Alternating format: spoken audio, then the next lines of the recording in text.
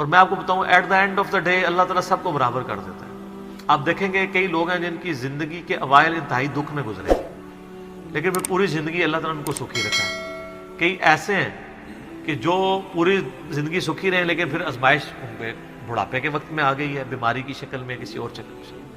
اور بعض ایسے ہیں کہ جن کو پوری زندگی غم سے عبارت ہوتی ہے، ایسے لوگ بھی ہیں، لیکن جب آخرت میں آپ ان کو دیکھیں گے نا موجیں مارتا ہوا، تو مسلم شریف میں حدیث ہے، عبداللہ بن عمر کہتے ہیں نبی علیہ السلام سے میں نے خود سنا تھا کہ میرے غریب صحابہ میرے امیر صحابہ سے 40 سال پہلے چلے جائیں گے۔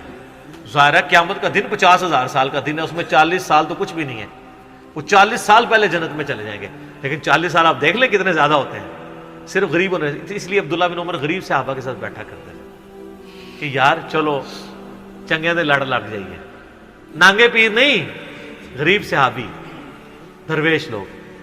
تو مال فتنہ ہے، اس حوالے سے بخاری مسلم میں حدیث ہے، نبی علیہ السلام نے فرمایا کہ ابن آدم کہتا ہے میرا مال میرا مال میرا مال، حالانکہ تیرا مال تو وہ ہے جو تو نے کھا لیا یا پہن کر بوسیدہ کر لیا یا اللہ کی راہ میں خرچ کر کے آخرت کے لیے ذخیرہ کر لیا، باقی تو تیرے ورثہ کا مال ہے۔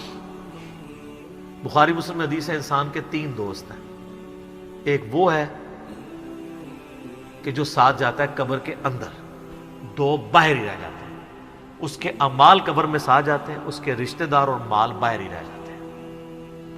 بخاری مسلم دونوں میں حدیث ہے، نبی علیہ السلام نے فرمایا ابن آدم کے پاس اگر سونے کی 2 وادیاں ہوں تو وہ تمنا کرے گا تیسری بھی آ جائے، اس کا پیٹ صرف قبر کی مٹی بھرے گی۔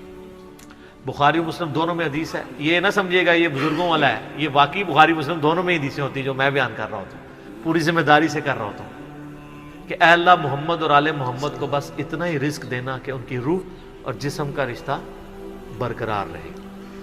بخاری اور مسلم دونوں میں حدیث ہے، اما عائشہ کہتی ہیں کہ نبی علیہ السلام کی وفات تک ہماری یہ حالت تھی، بعض اوقات 1 مہینہ، بعض اوقات 2، بعض اوقات 3 مہینے تک ہمارے گھر میں چولہا نہیں جلتا تھا، 2 کالی چیزوں پہ، کھجور اور پانی پہ گزارا ہوتا تھا، وہ بھی کوئی ٹن و ٹن نہیں، 2 کھجوریں صبح 2 شام اور 1 میٹھا پانی کا پیالہ صبح اور 1 شام۔ حالانکہ خیبر کے بعد وسعت مل گئی تھی، نبی علیہ السلام نے فقط اڈاپٹ کیا ہوتا۔ بخاری مسلم دونوں میں حدیث ہے، جب نبی علیہ السلام نے ایلا کیا تھا 1 مہینے کے لیے اپنی بیویوں سے ناراض ہو کے چھت پہ شفٹ ہو گئے تھے، جو حضرت عمر ان کو ملنے گئے تھے، آپ کے جسم مبارک پہ چٹائی کے نشان تھے، تو حضرت عمر رو پڑے، یا رسول اللہ کیسر و کسریٰ تو دنیا کے مزے لوٹ رہے ہیں اور آپ اللہ کے رسول ہو کے یہ حالت آپ کی۔ آپ نے فرمایا کہ اے عمر کیا تم اس بات پہ راضی نہیں ہو کہ کیسر و کسریٰ دنیا کے مزے لوٹے اور ہم آخرت کی سعادت؟ اے عمر کیا دنیا کی حقیقت ابھی بھی تجھ پہ نہیں کھلی؟ سر نبی علیہ السلام سے اتنے سخت جملے جس عمر نے سنے ہوئے تھے نا، وہی عمر اس قابل تھا کہ اس کے دور میں رومن اور پرشین امپائر گرتی اور 1 ٹکا آرام کا کسی کو نہ کھانے دیتا، ٹنڈ کے رکھا ہوا تھا۔ حضرت عمر کے بعد کیا ہوا ہے؟ مینجمنٹ کمزور ہو گئی ہے، وظیفوں پہ لوگ لگ گئے، تھیندے ٹھیک ہے۔ اسی لیے کہا جاتا ہے ابو بکر اور عمر کی خلافتیں خلافتیں محفوظہ ہیں اور عثمان و علی کی خلافتیں مفتونہ ہیں، اس لیے نہیں کہ وہ خلفاء برے تھے، اس لیے کہ اس میں فتنے کا دور تھا، وہ اسپیشل پروٹیکشن تھا۔ بخاری مسلم میں حدیث ہے میری امت اور فتنوں کے درمیان دروازہ عمر ہے، جب یہ دروازہ توڑ دیا جائے گا فتنے شروع ہو جائیں گے۔ وہ فتنے کیا شروع ہوئے؟ دنیا کی محبت، جو بخاری میں حدیث نہیں ہے، وہ جو نبی علیہ السلام جب ہجرت کر رہے تھے تو حضرت ابوبکر رضی اللہ تعالیٰ عنہ آپ کے ساتھ تھے، تو ایک شخص جو کافروں کی طرف سے 100 اونٹ انعام رکھا گیا تھا، تو وہ پیچھا کرتے، ابن جوشم، کیا نام تھا اس کا؟ سوراقہ ابن مالک ابن جوشم، وہ پیچھے آیا، اس کا گھوڑا دھس گیا، 2-3 بار وہ اس کو یقین ہو گیا، اس نے کہا میں آپ کی کوئی مدد کر سکتا ہوں تو بتائیں۔ تو حضرت بکر نے کہا کہ بس ادھر کی طرف نہ کسی کو آنے دینا ہمارا پیچھا کرنے کے لیے۔ تو پھر وہ جب جانے لگا تو پیچھے سے آواز دی اور کہا کہ رسول اللہ صلی اللہ علیہ وسلم کہہ رہے ہیں کہ میں سوراقہ کے ہاتھوں میں کسریٰ کے کنگن دیکھ رہا ہوں۔ تو وہ بڑا مسکرایا، وہ کہنے لگا کسریٰ دنیا کی سپر پاور اور اس کا جو بادشاہ جو لباس پہنتا ہے اتنا مہنگا، وہ میرے اوپر دیکھ رہے ہیں۔ اور دل میں شاید اس نے یہ بھی سوچا ہو کہ اپنی حالت یہ ہے کہ جان بچا کے 2 بندے چوری چھپے مدینہ جا رہے ہیں اور ہمیں یہ بشارت سنا رہے ہیں. تو نبی علیہ السلام کو یہ پتہ بھی تھا کہ امت کے لیے خزانے کھلیں گے, تب بھی آپ نے فقر اختیار کیا تاکہ امت پیچھے سے مال پانی نے شروع کر دے, کیونکہ ترمذی کی حدیث ہے ہر امت کا کوئی نہ کوئی فتنہ ہے, میری امت کا فتنہ مال ہے, سیدھی سی بات ہے. اور پھر حضرت عمر کے دور میں پھر کسرا کا جب لباس آیا تو وہ کہا سراقہ کدھر ہے, پہنایا اور کہا چل کے بتاؤ, جب چلے تو پھر کہا لا دے. اس نے کہا میں مالک, ان کا نہیں, نبی علیہ السلام نے صرف اس کا کہا تھا یہ مسلمانوں کا مال ہے, بیت المال میں جمع ہوگا, تو ملکیت نہیں اس کی حاصل کر سکتا, یہ ایونلی ڈسٹریبیوٹ ہوگا. تو سر, اور اس کے بعد پھر حضرت عمر رو پڑے, یہ سارا انہوں نے فلمایا عمر سیریز کے اندر. تو صاحب نے کہا آپ کیوں رو رہے ہیں؟ انہوں نے کہا کہ رسول اللہ مجھ سے بڑھ کر اللہ کو عزیز تھے, لیکن ان کی زندگی فقر میں گزری, اللہ نے یہ خزانے ان کو نہیں دیے. اور حضرت ابوبکر مجھ سے بڑھ کر اللہ کو عزیز تھے, ان کے دور میں یہ نہیں آئے. اس آزمائش میں اللہ نے مجھے ڈالا ہے اور میں ڈرتا ہوں کہ میرا کیا بنے گا. اسی لیے بخاری مسلم میں آتا ہے نا, جب ان کو زخم لگا اور لوگ نا امید ہو گئے تو پھر لوگ آ کے ان کی فائنل زیارت کر رہے تھے, کیونکہ کھاتے پیتے تھے تو وہ میدا کٹا ہوا تھا, نکل جاتا تھا. اسی حالت میں بخاری میں آتا ہے ایک نوجوان آیا, اس کا تہمت ٹخنوں سے نیچے لٹک رہا تھا. جب وہ جان لگا تو بیماری کی حالت میں حضرت عمر کہہ رہے ہیں لڑکے اس کو تہمت کو ٹخنوں سے اونچا کر, اس سے تیرے کپڑے بھی پاک رہیں گے اور یہ سنت بھی ہے. یہاں ہم لوگوں کو کہتے ہیں شلواریں یار نیچے روبڑ رہی ہیں. حضرت عمر نزا کے عالم میں بھی ٹخنوں سے اوپر شلوار کر رہے. حضرت عمر وہابی نہیں سن سر, وہ صحابی سن, ان کو پتہ تھا یہ سنت ہے, اور نزا کے عالم میں تہمت اوپر کروا رہے ہیں. یہ بخاری کے الفاظ ہیں.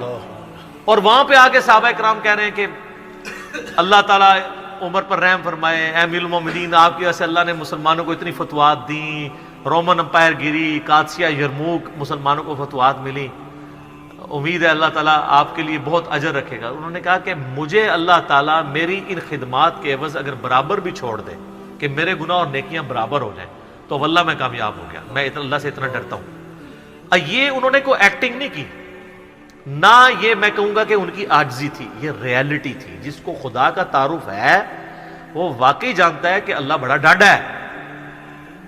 حضرت ابوبکر نے جب مشورے کے بعد حضرت عمر کو نامزد کیا تھا تو آپ کو پتہ ہے حضرت عمر کو کیا نصیحت کی تھی؟ کیا ہے عمر, ایک ہی نصیحت انہوں نے کی, ان کا اتق اللہ یا عمر. وہ عمر سیریز میں فلمایا انہوں نے, اللہ سے ڈرنا. اور جب تو جنتیوں کی طرف دیکھے نا تو دعا کرنا کہ اللہ تجھے اس میں شامل کرتا ہے, اور جب تو دوستیوں کی طرف دیکھنا تو ڈرنا ایسے کہ کہیں تو ان میں شامل نہ ہو. انہوں نے نہیں کہا میں اشرا مبشرا ہوں, میں جس راستے پہ چلوں شیطان بھاگ جاتا ہے, یہ آپ مجھے کیا باتیں بتا رہے ہیں. ان کو پتا تھا کہ اللہ تعالیٰ کی صفت بے نیازی بھی تو ہے نا سر, آپ کو نہیں پتا, وہ تو پیغمبروں کے اوپر عطا فرما دیتا ہے. یونس علیہ السلام تو پیغمبر تھے, اور اتنا غصہ کہ سورہ صافات میں ہے کہ یونس اگر مچھلی کے پیٹ میں ہمیں نہ پکارتا تو پھر اسی دن نکالا جاتا جس دن مردے اپنی قبروں سے نکالے جائیں گے. یار اتنا غصہ کیا کر دیا, کوئی بندے مار دیے یونس نے.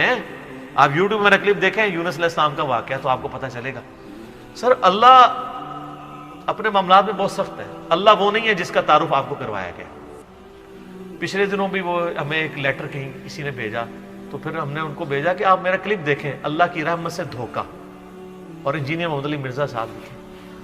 تو اس میں وہ کہہ رہے تھے, وہ تارج میر صاحب کہتے ہیں کہ آج کل کے مبلغین نے لوگوں سے ان کا رب بھی چھین لیا اور ان کو ڈراتے رہتے ہیں. سر کیوں نہ ڈرائیں اللہ کے بندو, قرآن کا ڈومیننٹ پورشن ہے ہی تذکیر ہے, بلکہ قرآن کا تعارف ہی تذکیر ہے, نصیحت ہے, ڈر سنانا ہے, ڈر سنانا. وَأُوحِيَ إِلَيَّ هَذَا الْقُرْآنُ لِأُنذِرَكُمْ بِهِ وَمَنْ بَلَغَ, سورہ الانعام آیت نمبر 19. اے نبی علیہ السلام فرما دو مجھے تو قرآن وہی اس لیے کیا گیا ہے میں تمہیں ڈر سناؤں, اور جس تک یہ کتاب پہنچ جائے وہ بھی ڈر سنائے. بخاری کے حدیث ہے آپ علیہ السلام ایک چوراہے سے گزر رہے تھے, کچھ صحابہ جو ہے وہ ہنس رہے تھے, آپ رک گئے. پھر آپ نے فرمایا جو کچھ میں جانتا ہوں نا تم جانتے ہوتے نا تو بہت کم ہنستے زیادہ رویا کرتے. بخاری مسلم میں حدیث ہے، عبداللہ بن عمر کہتے ہیں نبی علیہ السلام نے میرے کندھے پہ یوں ہاتھ رکھ کے نا فرمایا تھا عبداللہ اپنے آپ کو مردوں میں شمار کرنا، یعنی سمجھو کہ آج میں گیا ہی کہ گیا۔ سر جب یہ تلوار کسی کے سر پہ لٹک رہی ہو نا پھر اس کا قبلہ سیدھا رہتا ہے، ادروائز وہ یتیموں کا مال بھی ہڑپ کرے گا، بہنوں کی جائیداد پہ بھی قبضہ کرے گا، اور وہ ماں باپ بھی جو اپنی زندگی میں بیٹوں کو سب کچھ دے کے چلے جاتے ہیں اور بیٹیوں کو محروم کرتے ہیں۔ ہمارے پاس تو لوگ آتے ہیں، ہم ان کو کہتے ہیں تمہارے ماں باپ دوزخ میں جل رہے ہوں گے، اب بھی ٹائم ہے کہ ان کی وصیت بدل دو۔ قرآن میں بھی ہے کہ اگر کوئی غلط وصیت کر کے جاتا ہے وصیت بدلو، اس کو عذاب سے بچاؤ۔ تو کئی لوگ ہیں میں نے دیکھا ہے ملینز آف روپیز انہوں نے ماں باپ کے مرنے کے بعد ان کے نام پہ ہوئے اپنی بہنوں کو واپس کیے ہیں کہ چلو یار ہمارے ماں باپ دوزخ میں جانے سے بچ جائیں گے۔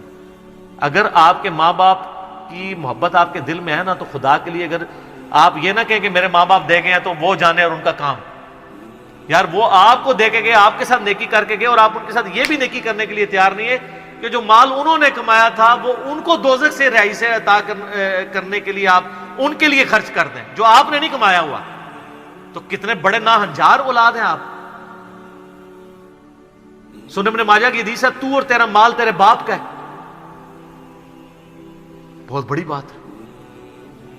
ماں باپ بغیر اجازت کے بھی اپنے اولاد کے مال میں سے لے سکتے ہیں، یہ ذہن میں رکھیے گا، بڑا حق ہے۔ اور آپ لوگ یہ کام کر رہے ہیں، اور جو ماں باپ کر رہے ہیں خدا کے لیے ان کے پاؤں پکڑنے پڑتے ہیں، پاؤں پکڑے، ان کو کہیں کہ خدا کے لیے بہنوں کو اس طرح نہ کیا کریں۔